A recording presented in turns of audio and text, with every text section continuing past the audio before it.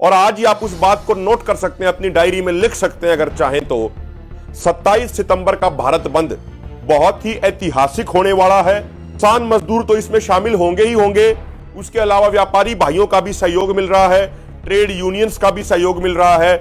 तो बहुत बड़े लेवल पे ये भारत बंद का कार्यक्रम 27 तारीख को होने वाला है कि मोदी करेगा मंडी बंद तो किसान करेंगे भारत बंद, कि प्राइवेट प्लेयर किसानों का शोषण करेंगे, प्राइवेट प्लेयर बहुत कम दाम किसानों को देंगे। और ये हिमाचल प्रदेश में सेब के किसानों के साथ साथियों हो रहा है, ये ताजा उदाहरण है। इन फ्री मार्केट पॉलिसीज का मुकाबला नहीं कर पाए, इन फ्री मार्केट की पॉलिसीज के कारण बर्बाद हो गए, तो एक भारत का किसान इन बड़े बड़े कॉर्पोरेट का मुकाबला कैसे करेगा। लेकिन उसी कोकोआ बीन से जो चॉकलेट बनती है, जिस पूरी इंडस्ट्री की कीमत $200 बिलियन है, वो $200 बिलियन का मुनाफा कमा रहे हैं। भारत बंद के कार्यक्रम में अधिक से अधिक संख्या में हिस्सा लेके शांतिपूर्वक तरीके से करके हमें उसे सफल करना है। बहुत सारे गांवों का हम खुद भी दौरा कर रहे हैं, हमारी टीमें भी दौरा कर रही हैं। रुझान माहौल बहुत अच्छा है। किसान भाइयों, 3 बड़े महत्वपूर्ण विषय हैं और तीनों विषयों पर आपके साथ बात करेंगे। पहला विषय है 27 सितंबर का भारत बंद का कार्यक्रम, जो कार्यक्रम संयुक्त किसान मोर्चा ने दिया हुआ है।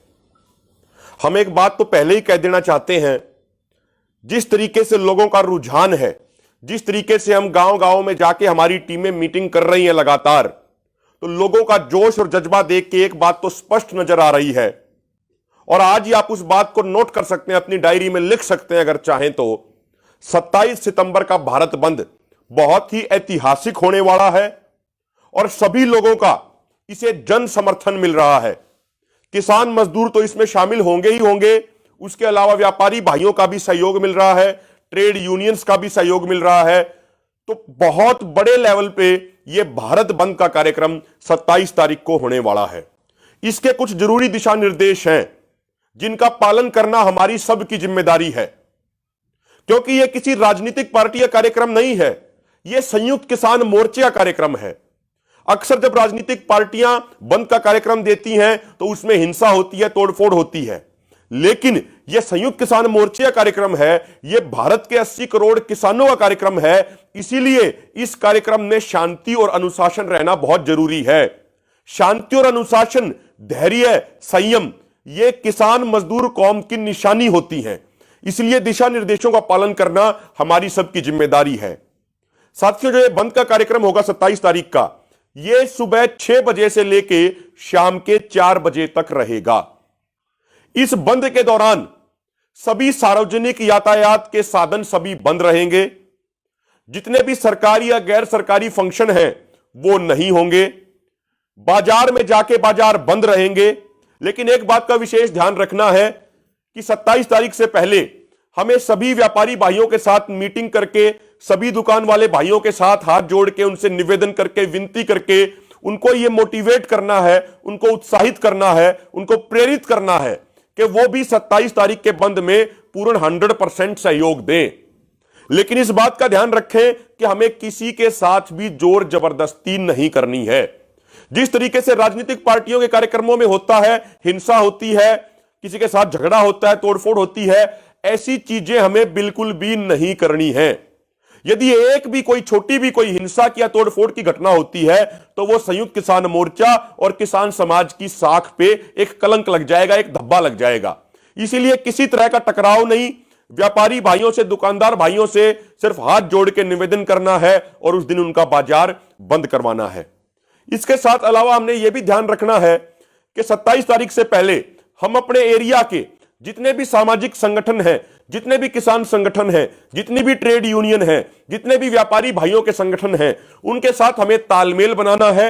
और तालमेल बना के संयुक्त प्रेस कॉन्फ्रेंसेस के माध्यम से या मीडिया में खबरें दे के अन्य माध्यमों से हमें पहले ही यह स्पष्ट कर देना है कि 27 तारीख को सुबह 6 बजे से लेके शाम के 4 बजे तक पूर्ण बंद रहेगा, ताकि यदि किसी भाई को उस दिन काम के लिए जाना भी हो तो वो पहले ही अपना काम निपटा ले और उस दिन वो भाई अपने घर से बाहर निकले ही नहीं, ताकि उनको भी परेशानी ना हो। और हमें यह बात का विशेष ध्यान रखना है कि हमारे भारत बंद का जो असली मकसद है, हमारे भारत बंद का मकसद है मोदी सरकार की कुंभकर्णी रूपी नींद को तोड़ना। मोदी सरकार को कुंभकर्णी रूपी नींद से जगाना, यह हमारा मकसद है। किसी आम आदमी को, हमारे भाई को परेशान करना हमारा कोई भी उद्देश्य नहीं है।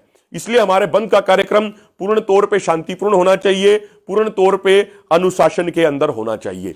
जो हमारे नारे होंगे, हम कुछ नारे भी लगा सकते हैं इन कार्यक्रमों में। जिस तरीके से जब 27 तारीख का कार्यक्रम होगा तो हम जगहों पे, अगर सभी संगठनों की कहां लोकल लेवल पे सहमति हो तो वहां पे हम सभाएं भी कर सकते हैं। सभा में सभी लोग अपनी बात भी रख सकते हैं।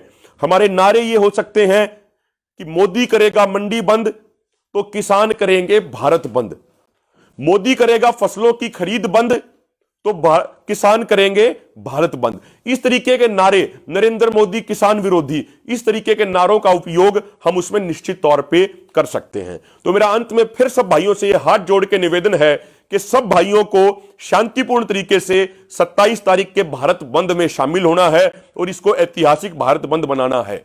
जिस तरीके से 5 तारीख को मुजफ्फरनगर पंचायत में एक विशाल पंचायत हुई, 7 तारीख को करनाल में बड़ा कार्यक्रम हुआ, तो जो एक मोमेंटम बहुत तेजी से, मजबूती से आगे बन रहा है, इसको लगातार हमें जारी रखना है। दूसरा मुद्दा साथियों, यह एक बड़ा गंभीर मुद्दा है।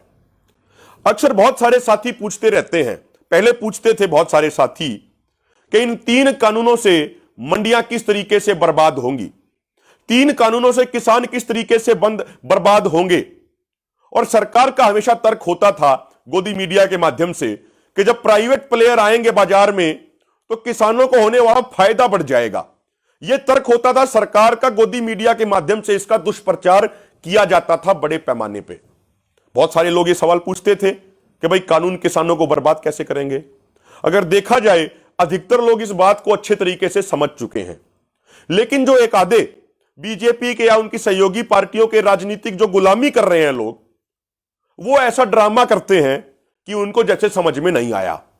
तो आज एक बिल्कुल ताजा उदाहरण, बिल्कुल सरल भाषा वाला उदाहरण हम आपके सामने बताएंगे, सुनिएगा जरूर। और इस उदाहरण को जब आप किसी सभा में बैठे, आम लोगों के साथ बैठे, वहां पे इसको शेयर भी कीजिएगा। साथियों, अडानी की एक कंपनी है जो हिमाचल प्रदेश में सेब के किसानों से सेब खरीदती है। 2011 में इस कंपनी ने हिमाचल में सेब के किसानों को ए क्वालिटी यानी प्रीमियम ग्रेड के सेब के लिए दिए थे 65 रुपया किलो। ए ग्रेड का मतलब है, प्रीमियम क्वालिटी का मतलब है जो सेब 100% उसका लाल कलर होता है, उसका साइज सबसे बढ़िया होता है। और मैं आपको बता दूं, किसी भी बाग में जितना टोटल प्रोडक्शन होता है सेबों का, मात्र उसका 1/3 ही ए क्वालिटी का प्रीमियम ग्रेड का होता है। तो 2011 में उस ए क्वालिटी के सेब के अडानी ने दिए 65 रुपया किलो। पिछले साल 2020 में उसी क्वालिटी के सेब के दिए अडानी ने 88 रुपया किलो। और अब की बार उसी ए क्वालिटी के सेब की कीमत अडानी ने तय करी 72 रुपया किलो, यानी पिछले साल के मुकाबले 16 रुपया घटा दी, 16 रुपया कम कर दी। समझने की बात यह है कि पिछले 1 साल में डीजल के दाम बढ़े, पिछले 1 साल में कीटनाशक दवाइयों के दाम बढ़े, पिछले 1 साल में मजदूरी के रेट बढ़े, तो किसानों की लागत तो बढ़ी, लेकिन अडानी ने 16 रुपया कम कर दिया। और आज जो किसान, हिमाचल के किसान जो परवाणु और सोलन में हिमाचल के अंदर एपीएमसी की मंडी है, जब वहां अपना सेब लेके जा रहे हैं तो उसी ए क्वालिटी के सेब के उनको एपीएमसी मंडी में मिल रहे हैं 100 रुपया किलो। तो अब कहां छुप गए वो बीजेपी के प्रवक्ता जो कहते थे कि प्राइवेट प्लेयर आने के बाद किसान को कीमत ज्यादा मिलेगी। यहां पे तो प्राइवेट प्लेयर दे रहा है 72 रुपए एक किलो के, और एपीएमसी में उसको मिल रहे हैं 100 रुपया किलो उसी क्वालिटी के सेब के। एपीएमसी में मिल रहे हैं 28 रुपए ज्यादा, प्राइवेट प्लेयर दे रहा है 28 रुपए कम। तो अब किस मुंह से वो जवाब देंगे कि प्राइवेट प्लेयर आने से रेट बढ़ जाएंगे। हम जो बात कह रहे हैं, हमारी बात आज सच साबित हो रही है एक एक बात, कि प्राइवेट प्लेयर किसानों का शोषण करेंगे, प्राइवेट प्लेयर बहुत कम दाम किसानों को देंगे। और यह हिमाचल प्रदेश में सेब के किसानों के साथ साथियों हो रहा है, यह ताजा उदाहरण है। इससे पहले मध्य प्रदेश की यह अनुज्ञा पोर्टल ने क्या कहा कि मध्य प्रदेश में मंडियां बर्बाद हो गई, 49 मंडियों पे ताले लग गए। वो बात हम पहले ही आपको बता चुके हैं। और महत्वपूर्ण बात यह है, यह भी है हिमाचल प्रदेश के किसानों के बारे में, कि जब अडानी लगभग 4 से 5% सेब खरीदता है पूरे हिमाचल का, अडानी जब एक रेट तय कर देता है कि भाई 72 रुपया किलो, तो जो बाहर जो छोटे व्यापारी होते हैं और वो भी फिर किसान को कहते हैं कि भाई अडानी ने 72 रुपया रेट तय कर दिया तो उससे ज्यादा नहीं देंगे। यानी वो एक बेंचमार्क सेट कर देता है, एक स्टैंडर्ड सेट कर देता है। इसलिए अडानी की वजह से, अडानी ग्रुप की वजह से दोहरी मार किसानों के ऊपर पड़ रही है, हिमाचल के सेब के किसानों के ऊपर। और साथियों, एक अन्य महत्वपूर्ण चीज इसमें यह है, जो बात हम बार बार कह रहे हैं, कि एपीएमसी मंडियां ही किसानों के हक और अधिकारों की सुरक्षा करती हैं। पूरी दुनिया इस बात की गवाह है। जब जब फ्री मार्केट, फ्री ट्रेड की पॉलिसीज लागू की गई, उन पॉलिसीज ने किसानों को बर्बाद किया है। अगर आप अमेरिका की बात कर ले, वहां पे एक किसान की एवरेज लैंड होल्डिंग 444 एकड़ है। ऑस्ट्रेलिया में एक किसान की एवरेज लैंड होल्डिंग 12,000 एकड़ है। यानी एक किसान के पास एवरेज 12,000 एकड़ की जमीन है। और हमारे यहां पे तो देखा जाए तो किसानों के ऊपर एवरेज लैंड होल्डिंग, किसानों के पास एवरेज लैंड होल्डिंग बहुत कम होती है। जब इतने इतने हजार, इतने सैकड़ों एकड़ के किसान इन फ्री मार्केट पॉलिसीज का मुकाबला नहीं कर पाए, इन फ्री मार्केट की पॉलिसीज के कारण बर्बाद हो गए, तो एक भारत का किसान इन बड़े बड़े कॉर्पोरेट का मुकाबला कैसे करेगा? अमेरिका में एक साल में एक किसान को 42 लाख रुपए की सब्सिडी मिलती है, और भारत में कितनी मिलती है? मात्र 15,000 रुपए की। तो जब 42 लाख रुपए की सब्सिडी लेने वाला किसान ही इन पॉलिसीज के सामने सरेंडर कर गया, कॉर्पोरेट के सामने उसने घुटने टेकने पे मजबूर होना पड़ा, तो 15,000 रुपए की सब्सिडी लेने वाला किसान किस तरीके से बड़े बड़े कॉर्पोरेट हाउसेज का मुकाबला करेगा? यह बात हमें सोचनी और समझनी पड़ेगी। अगर बात करें कोस्टा रिका उस साइड के देशों की, तो जो कोकोआ बीन के जो किसान हैं, उनका दिन की कमाई $1.3 है, यानी लगभग 100 रुपया डेली की वो आमदनी पे जिंदा रहते हैं। लेकिन उसी कोकोआ बीन से जो चॉकलेट बनती है, जिस पूरी इंडस्ट्री की कीमत $200 बिलियन है, वो $200 बिलियन का मुनाफा कमा रहे हैं। इसीलिए ये बात समझनी पड़ेगी, ये फ्री मार्केट पॉलिसीज, ये फ्री ट्रेड पॉलिसीज किसानों के हक में नहीं है, ये हमारे देश के हक में नहीं है, ये सिर्फ कॉरपोरेट के फायदे के लिए है। इसीलिए free market, free trade policies का विरोध होना, 3 काले कानूनों का वापस होना, एमएसपी गारंटी कानून को बनना, यह बहुत जरूरी है। यह किसानों के लिए करो और मरो की लड़ाई है, यह किसानों के लिए जमीन और जमीर बचाने की लड़ाई है, यह किसानों के लिए फसल और नस्ल बचाने की लड़ाई है। इसलिए अंतिम सांस तक इस लड़ाई को लड़के हमें जीतना होगा। तीसरा मुद्दा साथियों, अभी एनएसओ जो एक गवर्नमेंट का संस्थान है, हमारा और आपका संस्थान नहीं है, गवर्नमेंट का सरकारी संस्थान है, नेशनल स्टैटिस्टिकल ऑर्गेनाइजेशन, उसने एक रिपोर्ट दी। उस रिपोर्ट में कहा गया कि 2012-13 में जो एक किसान की एवरेज इनकम 6,426 रुपया थी, वो पिछले 7-8 साल में बढ़ के लगभग 10,400 रुपया हो गई। लेकिन इन 7-8 सालों में महंगाई कितनी बढ़ गई, इन 7-8 सालों में किसान की लागत कितनी बढ़ गई, इसका किसी ने अंदाजा नहीं लगाया। और दूसरी बात, सबसे चौंकाने वाली बात, जो 2012-13 में जो एक किसान की आमदनी थी, उस आमदनी का, टोटल आमदनी का 48% हिस्सा किसान को अपनी खेती से मिलता था, अपनी फसल बेचने से मिलता था। यानी जो उसकी टोटल आमदनी थी, उसका 48% हिस्सा उसको फसल बेचने से, खेती करने से आता था। 2018-19 में वो हिस्सा 48% से घटके 37.4 आ गया। यानी जो फसल से, खेती से किसान को आमदनी होती थी, वो 10% घट गई। यानी किसान मजदूर बन रहे हैं। और यही बात हम बार बार कह रहे हैं, जब से WTO, World Bank, IMF, GATT समझौता ये आए, इनका एजेंडा एक ही है कि भारत के किसान को खेती छोड़ने पे मजबूर करना है, भारत के किसानों की जमीन छीननी है, भारत के किसानों को मजदूर बनाना है। यही इन कॉर्पोरेट हाउसेज का एजेंडा है। तो उसी एजेंडे पे ये काम कर रहे हैं। खेती किसानी से होने वाली आमदनी घट रही है, इसका मतलब किसान मजदूरी की तरफ जाने को मजबूर हो रहे हैं। एक अखबार ने पूरा डाटा निकाला, पूरा सर्वे किया। एक किसान की एक दिन की आमदनी मात्र 27 रुपया है। 27 रुपया डेली की आमदनी में कोई व्यक्ति जिंदा रह सकता है क्या? 27 रुपए की आमदनी में कोई अपने परिवार का गुजारा बसारा कर सकता है क्या? नहीं कर सकता। एक बच्चे की अगर उसको आप अच्छे स्कूल में भेजोगे तो उसके महीने की उसकी जो फीस जाएगी वो 1,000 रुपया जाती है।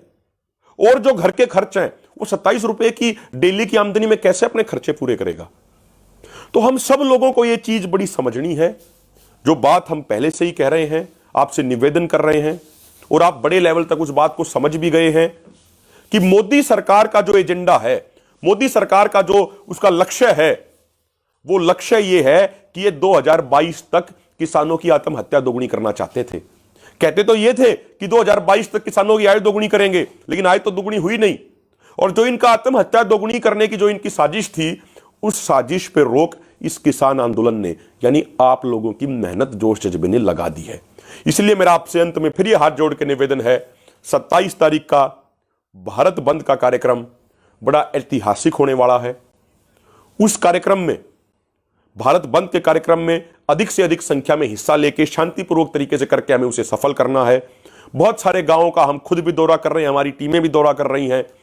रुझान, माहौल बहुत अच्छा है, हमें उसको सफल बनाना है। और एक लास्ट में मैं ये जरूर एक बात ऐड करूंगा कि 2012-13 में एक किसान परिवार के ऊपर एवरेज कर्जा 47,000 था। आज एक किसान परिवार के ऊपर एवरेज कर्जा बढ़ के 74,000 रुपए हो गया है, यानी लगभग 57% की उसमें बढ़ोतरी हो गई है।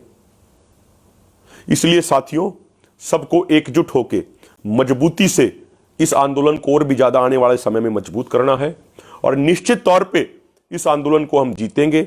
आंदोलन जीतने के बहुत करीब पहुंच चुके हैं। बस शांति बनाए रखिए, संयम रखिए, धैर्य रखिए और अपनी एकजुटता को मजबूत कीजिए। बहुत बहुत धन्यवाद। नेशनल दस्तक की आपसे गुजारिश है कि अगर इसको बचाना चाहते हैं तो नेशनल दस्तक को सब्सक्राइब करने के लिए रेड कलर के सब्सक्राइब बटन को दबाएं, फिर बेल आइकन की घंटी दबाएं। नेशनल दस्तक को बचाने के लिए बहुत जरूरी है कि हर खबर को शेयर करें, लाइक करें, कमेंट जरूर करें।